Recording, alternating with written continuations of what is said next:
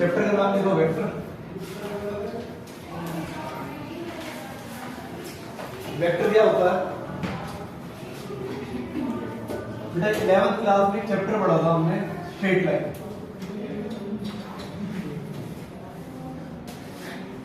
वो 2D chapter था। 2D मतलब जिसमें 2 डायमेंशन होती थी, एक्स एक्सिस और वाई एक्सिस। यहाँ पे आप 3D पढ़ रहे हो। वेक्टर 3D में पढ़ोगे आप, मतलब 3 डायमेंशन होगी, एक्स एक्सिस, वाई एक्सिस और जेड एक्सिस। एक्स पे जो होता है उसको आई से नोट करते हैं, वाई पे जो होता है उसको जे से, और जेड पे जो होता है उसको के से नोट करते हैं।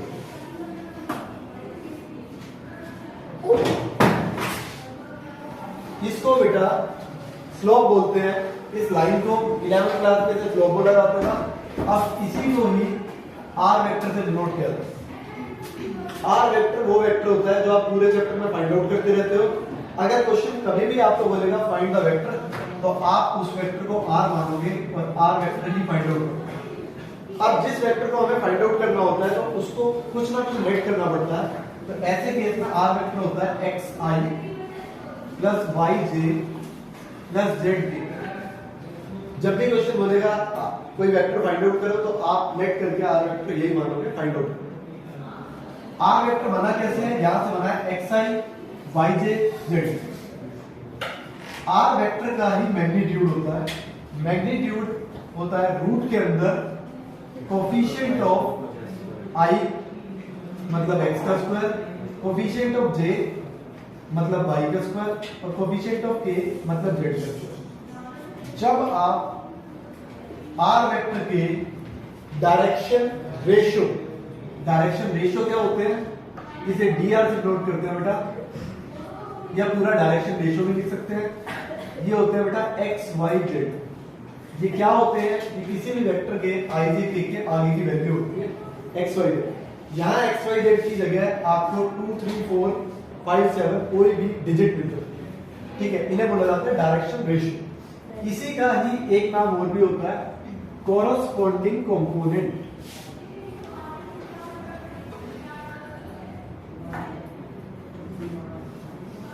डायरेक्शन रेशियो को ही कोरोस्पोंडिंग कंपोनेंट होता है।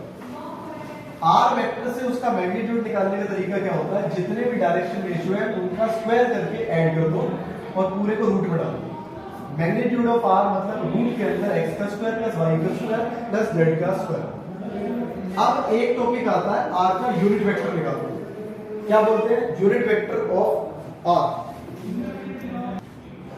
यूनिट वेक्टर को बेटा आर के ऊपर एफ से डिनोट करते हैं, और यूनिट वेक्टर निकालने का फॉर्मूला होता है जिस वेक्टर का यूनिट वेक्टर निकालना है वो वेक्टर डिवाइड बाय उस वेक्टर का मैग्नीट्यूड। तो यहाँ पे आर वेक्टर है हमारे पास X I plus Y J plus Z के डिवाइड बाय रूट के अंदर डायरेक्शन रेशियो का स्क्वायर, जो मैग्नीट्यूड हमने यहाँ पे निकाला था यही कॉपी करना है, X square plus Y square plus Z square. बेटा जब क्वेश्चन में पूछा जाता है कि यूनिट वेक्टर फाइंड आउट करो, तो ऐसे केस में आप एक्स आई के नीचे ये पार्ट अलग करके लिखते हो, प्लस वाई जे के नीचे अलग, प्लस जेड के नीचे अलग करके फिर आंसर छोड़ते फाइनल आंसर, ठीक है। ये थी वेक्टर की बेसिक नॉलेज। अब इसी नॉलेज के अंदर दो चीजें पूछी जा सकती हैं। एक, डायरेक्शन रेशियो बताओ किसी भी वेक्टर की, तो आई जे के आगे जो है वो डायरेक्शन रेशियो है, और कॉरेस्पॉन्डिंग कंपोनेंट भी इसी को कहते हैं। एक क्वेश्चन और पुटअप हो सकता है डायरेक्शन कोसाइन। डायरेक्शन कोसाइन क्या होता है? जो यूनिट वेक्टर के अंदर आई जे के आगे बैठा है वो डायरेक्शन कोसाइन होता है। मतलब एक्स के डिवाइड बाय रूट में X square plus Y square plus Z square, Y के डिवाइड बाय रूट के अंदर X square plus Y square plus Z square, और जेड के डिवाइड बाय रूट के अंदर X square plus Y square plus Z square. ये बेटा direction cosine है जो यूनिट वेक्टर में से निकलते हैं आई जे के आगे बैठे होते हैं। इन्हीं डायरेक्शन कोसाइन को बुक्स में एल एम और एन से डिनोट किया जाता है। ये आपको 3D के अंदर अच्छे से बताया जाएगा दोबारा। और डायरेक्शन रेशियो को बुक्स के अंदर ए बी सी से डिनोट किया जाता है। ये भी 3D के अंदर यूज होगा बहुत बार एबीसी के नाम से। बेटा ये थी वेक्टर की बेसिक नॉलेज। वेक्टर अब आगे जाके 3 पार्ट डिवाइड हो जाते हैं। पहला पार्ट होता है डॉट प्रोडक्ट, दूसरा पार्ट होता है क्रॉस प्रोडक्ट और तीसरा पार्ट होता है इन दोनों को मिला के डॉट और क्रॉस को ट्रिपल प्रोडक्ट। ट्रिपल प्रोडक्ट हमारे सिलेबस में नहीं है, हमारे सिलेबस में है डॉट प्रोडक्ट। डॉट प्रोडक्ट के फॉर्मूले पढ़ेंगे।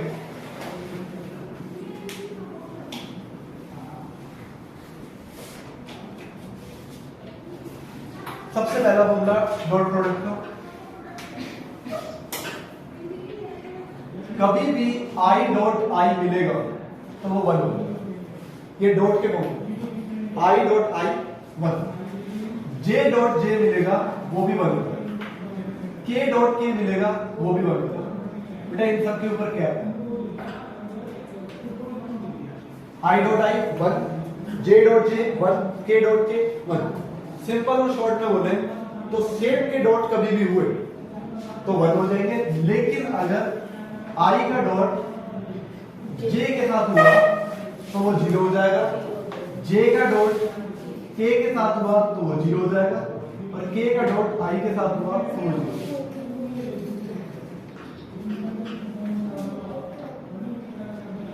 इस फॉर्मूले को और थोड़ा सा डीप लेवल में समझने के लिए एक एग्जांपल ले लेते हैं। जैसे कि ए एक वेक्टर है 2i + j - k और b एक वेक्टर है i - 2j + k। तो बेटा a डॉट b का मल्टीप्लाई करेंगे, i का डॉट i के साथ होने पे 1 हो गया, 2 × 1 2 हो गया, आगे वाले मल्टीप्लाई हुए i के आपस में 2 × 1 2 और i डॉट i हो गया, हट गए। 1 का डॉट -2 के साथ 1 का मल्टीप्लाई -2 के साथ हुआ तो -2 हो गया और j डॉट j होके हट गया। -1 का मल्टीप्लाई 1 के साथ हुआ तो -1 हो गया, 2 - 2 कैंसिल, आंसर आ गया -1 a डॉट b का। एक बात और कि अगर i का डॉट j के साथ करने की ट्राई करोगे तो वो तो वैसे भी 0 हो जाता है, आप ट्राई भी मत करो। i का k के साथ ट्राई करो, मतलब आपको सेम वैल्यू वाले आगे के मल्टीप्लाई करके प्लस करके आंसर छोड़ना है और ये a डॉट b हो जाएगा। बेटा सेकंड फॉर्मूला है हमारा a dot b equal to b dot a। अभी मैंने आपको a डॉट b करना सिखाया। कम्यूटेटिव लॉ ये कहता है कि a डॉट b इक्वल होता है b डॉट a के, चाहे आप a का डॉट b से कर लो या b का डॉट a से कर लो, आने वाले आंसर सेम होते हैं। a डॉट भी मैंने निकाला, b डॉट भी आप करके देखोगे सेम ही आंसर है। उसकी बारे में ऐसे मल्टीप्लाई शुरू हो जाता है 1 × 2 2 -2 × 1 -2 1 × -1 -2। कैलकुलेट करने पे आंसर सेम ही आता है, तो ये आपको याद रखना पड़ेगा। नेक्स्ट बेटा position vector of A B कैसे फाइंड आउट करते हैं पहले ये सीखेंगे और फिर इसका भी कम्यूटेटिव लॉ पढ़ेंगे। क्या होता है position vector of A B? यहां पे जो मैं कैपिटल ए बी लिख रहा हूं ये आपको ये बताएगा कि वेक्टर बना क्या। ठीक है, वेक्टर होता क्या? ए बी बनता है बेटा ओ बी माइनस ओ ए से। ए बी एक वेक्टर है, जैसे आप नाम दे देते हो ए वेक्टर। ए वेक्टर को पहले कैपिटल ए बी लिखा जाता है, उसी ए वेक्टर को आप पहले कैपिटल ए बी लिखते हो अगर आपको शुरू से बनाना होता है कि वेक्टर बना कैसे। तो ए वेक्टर को हम बाद में नाम देते हैं आंसर आने के बाद। ए बी लिखते हैं, position vector of A B बोला जाता है जब कैपिटल लेटर से होता है। Position vector of A B कैसे बनता है? बी पॉइंट जब ओरिजिन से पास होगा, बी पॉइंट जब ओरिजिन से पास होगा तो वो ओ बी बन जाता है। ए पॉइंट जब ओरिजिन से पास होगा तो वो ओ ए बन जाता है। फॉर एग्जांपल हम लेते हैं एक लाइन, यहां पे हम ए एक पॉइंट मान लेते हैं 1 2 3 और बी एक पॉइंट मान लेते हैं 2 -1 2। अभी ये नॉर्मल पॉइंट है ए बी। हमने 11th क्लास में 2 पॉइंट फॉर्म से स्लोप निकालना सीखा था और उसका फॉर्मूला था m = y2 - y1 / x2 - x1। लेकिन ये फॉर्मूला हमने दो एक्सिस में दिखा था, एक्स और वाई, और यहाँ पे आ गया जेड। यहाँ पे बेटा 12th क्लास में आके m को वेक्टर बोला जाता, स्लोप नहीं बोला जाता, और फॉर्मूला भी ये यूज नहीं होगा, डिफरेंट होगा। फॉर्मूला लगेगा वैसे ही x2 minus x1 y2 minus y1। देखो ध्यान दो, ये है x1 y1 z1, ये है x2 y2 z2। और यहाँ पे बेटा जब आप ए बी वेक्टर निकालने वाले हो, इन दोनों पॉइंट से स्लोप निकालने वाले हो, तो वो स्लोप कैसे बनेगा? b के साथ आप i j के लगाएंगे, ये हो जाएगा OB, 2i minus j plus 2k, ये हो गया OB i j के लगाने के बाद। माइनस OA कैसे बनेगा? a के साथ जब आप i j के लगाओगे तो ये बन गया बेटा OA। i j के लगाने का मतलब क्या होता है? कोई भी पॉइंट ओरिजिन से पास करो। अब ये OB माइनस OA करने के बाद जो निकल के आएगा वो AB का पोजीशन वेक्टर निकल के आएगा, 2i minus i minus j minus 2j minus 3j और 2k माइनस 3k माइनस का k, ये आ गया AB का पोजीशन वेक्टर। और ऐसे बन जाता है दो पॉइंट से एक वेक्टर। और इसी वेक्टर को अभी हमने कैपिटल में लिख रखा है, आप इसको R वेक्टर भी नाम दे सकते हो, AD। आप कैपिटल AB हटा के आप स्मॉल लेटर यूज कर सकते हो, और उसके ऊपर डायरेक्शन यूज करनी पड़ेगी आपको A। ये है हमारा पोजीशन वेक्टर ऑफ AB निकालने का तरीका। नेक्स्ट फॉर्मूला बनता है बेटा पोजीशन वेक्टर ऑफ AB पे ही। अब AB वेक्टर के अंदर एक बहुत अलग बात है कि आप AB का पोजीशन वेक्टर निकालते हो या BA का निकालते हो। जब आप पोजीशन वेक्टर ऑफ AB निकालते हो तो वो होता है B माइनस A। क्या करते हैं? B के पॉइंट में से A के पॉइंट माइनस करके आप डायरेक्ट में निकाल सकते हो। I देखो 2 minus 1 1i minus 1 minus 2 minus 3j 2 minus 3 minus 6, ऐसे बन गया AB का वेक्टर। अब बेटा फॉर्मूला नेक्स्ट ये है कि AB का पोजीशन वेक्टर इक्वल नहीं होता BA के पोजीशन वेक्टर में, वो उसके नेगेटिव टाइम्स होता है। Position vector of AB equal to negative times position vector of BA। इसका रीजन क्या होता है? वेक्टर डायरेक्शन के हिसाब से चलता है। अगर आप AB निकाल रहे हो तो आप ऐसे जा रहे हो, और BA निकाल रहे हो तो आप रिवर्स डायरेक्शन में आ रहे हो, इस वजह से वो नेगेटिव होता है। ठीक है, नेक्स्ट फॉर्मूला बेटा सेक्शन फॉर्मूला।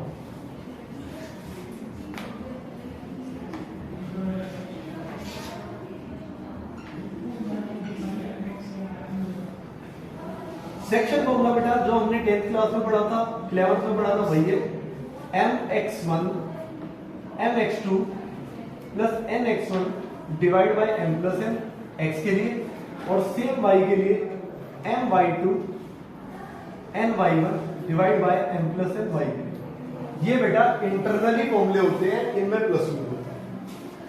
अब इसके बाद आता है एक्सटर्नली फॉर्मूला, ये है इंटरनली।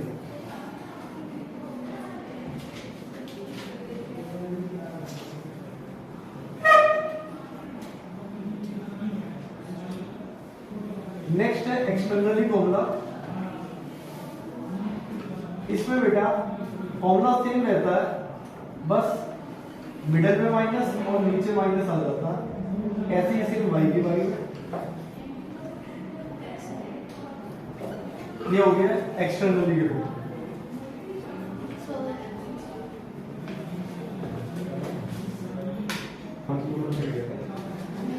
बेटा ऐसे ही सेम z का फॉर्मूला बनता है m z2 minus n z1 divide by m minus n।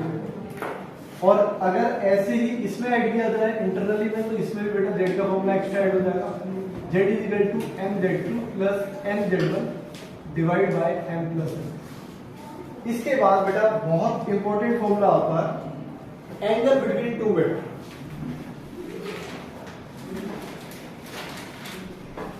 Angle between two vector, दो वेक्टर के बीच में एंगल कैसे निकालते हैं, और इसी को एक और नाम से भी डिनोट किया जाता है, find the cosine of angle.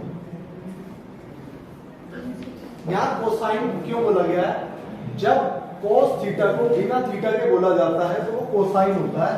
तो यहाँ एंगल का मतलब ऑलरेडी थीटा है, एंगल का कोसाइन निकालना मतलब आपको कोस थीटा निकालने के लिए। इन दोनों फॉर्मूलों का मतलब एक ही होता है बेटा, cos theta equal to a dot b, दोनों वेक्टरों का डॉट मैंने आपको सिखाया था यहां पे, डिवाइड बाय a का मैग्नीट्यूड मल्टीप्लाई में b का मैग्नीट्यूड। ये बेटा इसको लेके कंफ्यूजन मत रखना, कई बार एक ही ऊपर डायरेक्शन भी लगाई जाती है और कई बार नहीं भी लगाई जाती, दोनों को करेक्ट करना, ठीक है।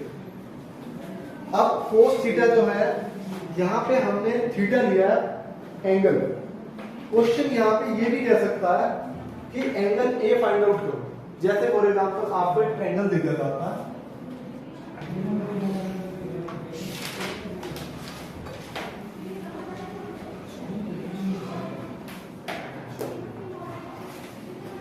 क्वेश्चन ने बोला ये एक ट्रायंगल है ए बी सी।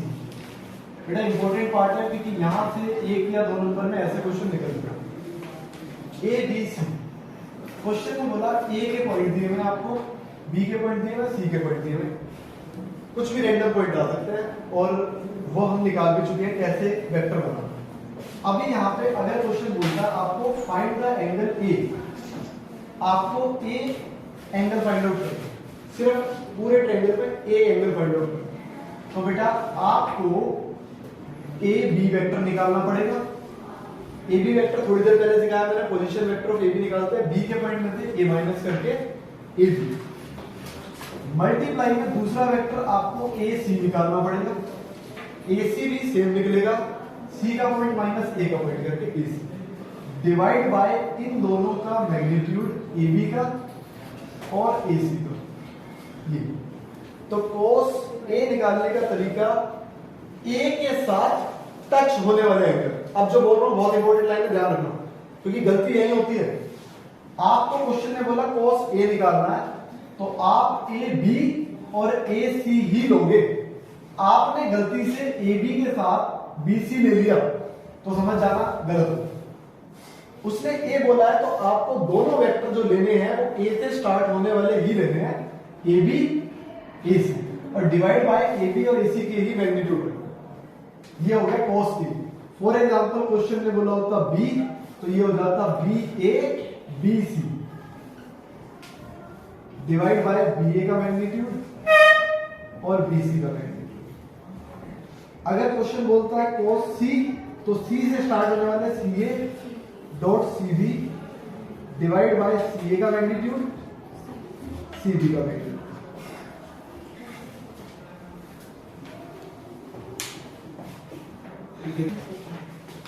बेटा इसके आगे कॉम्प्लेमेंट बात करेंगे।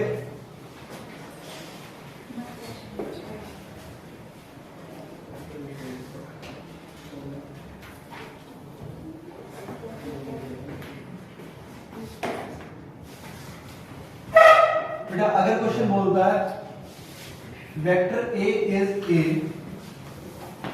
यूनिट वेक्टर, एक होता है यूनिट वेक्टर फाइंड आउट करना, एक होता है यूनिट वेक्टर बोला गया है और उस प्रॉपर्टी का यूज करना। अगर क्वेश्चन बोलता है ए एक यूनिट वेक्टर है तो ऐसे केस में बेटा ए का मैग्नीट्यूड 1 हो जाएगा, ये आपको याद रखना पड़ेगा। क्वेश्चन बोलता है A is perpendicular to B vector. अगर दो वेक्टर आपस में परपेंडिकुलर हैं, मतलब 90 डिग्री का एंगल बनाते हैं, तो ऐसे केस में ए और बी का डॉट करने पे हमेशा 0 ही लिखा है आपको। मतलब दो वेक्टर अगर आपस में परपेंडिकुलर है तो उनका डॉट 0 ही आता है, ये आपको याद रखना चाहिए। ऐसे केस में कोई ना कोई वैल्यू मिसिंग दे देगा और वो आपको डॉट करके इक्वेट करवाएंगे 0 से और फाइंड आउट करेंगे। अभी अगर क्वेश्चन परपेंडिकुलर की जगह वर्ड ऑर्थोगोनल यूज करता है तो इस वर्ड का मतलब भी बेटा परपेंडिकुलर ही होता है।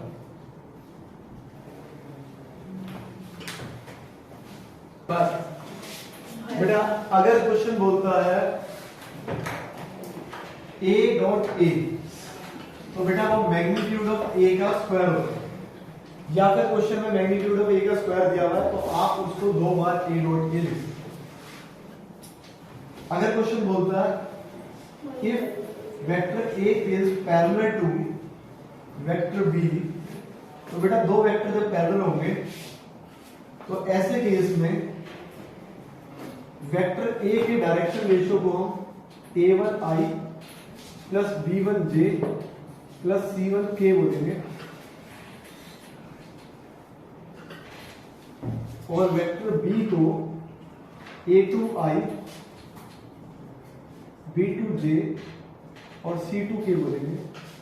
और बेटा दो वेक्टर पैरेलल होने का मतलब है इनको a1 by a2 equal to b1 by b2 equal to c1 by c2, ये तीनों इक्वल मैच होंगे। मतलब क्वेश्चन क्या करेगा, इन दोनों में से एक जगह पे a1 b1 c1 a2 b2 c2 में से किसी भी एक को गायब कर देगा और वहां पे k लगा देगा या x लगा देगा और आपको कहेगा वो वैल्यू फाइंड आउट करो। आप इस पोजीशन में रखोगे a1 by a2 equal to b1 by b2 equal to c1 by c2, उनको रख के कोई भी दो को क्रॉस मल्टीप्लाई करके वो वैल्यू फाइंड आउट कर दो। मतलब आपको ये प्रॉपर्टी याद रहनी चाहिए कि अगर दो वेक्टर पैरेलल हैं तो उनकी डायरेक्शन रेशियो के डिवाइड आपस में इक्वेट करें a1 by a2 equal to b1 by b2 equal to c1 by c2, मतलब डायरेक्शन रेशियो का रेशियो। बेटा फॉर्मूला है scalar projection of a on b। अगर क्वेश्चन बोलता है scalar projection of a on b, on के बाद जो वर्ड आएगा नीचे उसका मैग्नीट्यूड आएगा, ये फिक्स है। ऑन के बाद जो भी वर्ड आएगा नीचे उसका मैग्नीट्यूड और ऊपर दोनों का मल्टीप्लाई, दोनों का dot product, a dot b divide by b का मैग्नीट्यूड।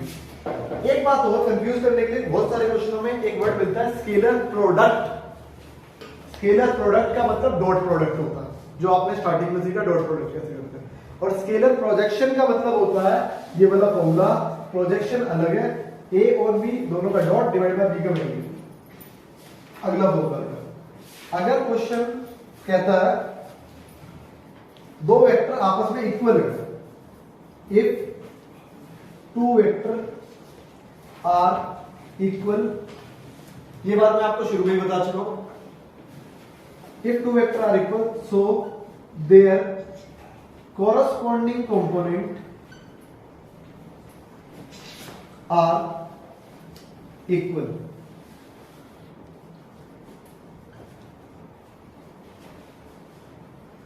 कॉरस्पॉन्डिंग कंपोनेंट क्या होते हैं, मैंने आपको स्टार्टिंग में बताया था। कॉरस्पॉन्डिंग कंपोनेंट और डायरेक्शन रेशियो सेम होते हैं। क्वेश्चन क्या है, दो वेक्टर इक्वल हैं, जैसे ए वेक्टर और बी वेक्टर इक्वल है आपस में। तो बेटा ए वेक्टर के अंदर जो लिखा है ए आई बी जे प्लस सी के, और बी वेक्टर में लिखा है A two I plus B two I plus C two J, इसका मतलब इनके कॉरस्पॉन्डिंग कंपोनेंट या डायरेक्शन रेशियो बोल लो, ये आपस में इक्वल है। मतलब a1 इक्वल टू a2 होगा, b1 इक्वल टू b2 और c1 इक्वल टू c2, ये कंडीशन होती है। एक बात और, क्वेश्चन बोलता है, ये लाइन लिखो, if find A vector in the direction of vector. बहुत बार क्वेश्चन में लाइन बोली जाती है, find the vector in the direction of vector.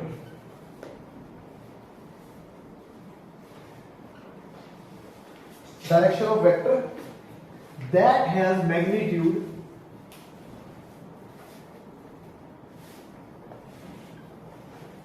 7 unit, या 7 की जगह कुछ भी बोल सकता है। तो आपको ये बात याद रखनी पड़ेगी। अगर बोला जाता है in the direction of vector, इसका मतलब आपको यूनिट वेक्टर निकालना है और 7 यूनिट मैग्नीट्यूड बोल रहा है तो 7 से मल्टीप्लाई करना। In the direction of vector that has magnitude 7 unit, मतलब डायरेक्शन ऑफ वेक्टर का मतलब वेक्टर यूनिट वेक्टर निकालना है और 7 यूनिट बोले तो 7 से मल्टीप्लाई। इसके अलावा एक लाइन और भी बोलता है क्वेश्चन में, ये लाइन में नोट करो, find a unit vector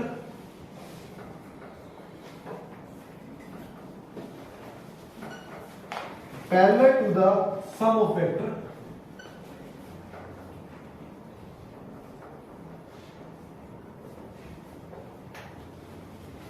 find a unit vector parallel to the sum of vector. और इसके बाद आपको दो वेक्टर दे देगा। मतलब क्वेश्चन क्या कहना चाह रहा है कि आपको दो वेक्टर दिए हुए हैं, वेक्टर ए वेक्टर बी। यहां पे आपको डाटा गिवन होगा, ए के आगे बी के आगे। आपको दोनों वेक्टरों का सम करके उसके पैरेलल यूनिट वेक्टर निकालना है। अब पैरेलल यूनिट वेक्टर क्या होता है, कि पहले आप इन दोनों का सम कर लो और एक नया वेक्टर नाम दे दो a प्लस बी। ये बन गया a प्लस बी का सम करके एक नया वेक्टर।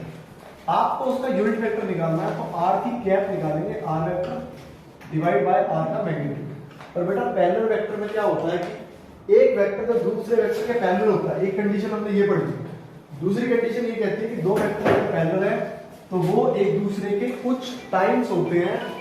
एक वेक्टर दूसरे वेक्टर के 2 टाइम्स हो सकता है, 3 टाइम्स हो सकता है, 5 टाइम्स, 10 टाइम्स, नेगेटिव टाइम्स भी हो सकता है। तो जो भी आंसर आएगा इन दोनों का सम करके उसका यूनिट वेक्टर निकालने के बाद आप उस आंसर में लास्ट में k लगा देना और आंसर जो भी होगा वो लिख देना यूनिट वेक्टर करके। जैसे हमने फॉर एग्जांपल लिया था xi plus yj plus zk। मान लेते हैं यहाँ xy z की जगह कुछ भी आ सकता है, तो हमने xy z ले लिया और डिवाइड बाय उसका मैग्नीट्यूड होता है x square plus y square plus z square. ये हो गया। तो बेटा ये हो गया दो वेक्टरों का सम करके उसका यूनिट वेक्टर निकालना, और पैरेलल का मतलब कुछ टाइम्स। इसी के साथ सारे फॉर्मूले खत्म हुए।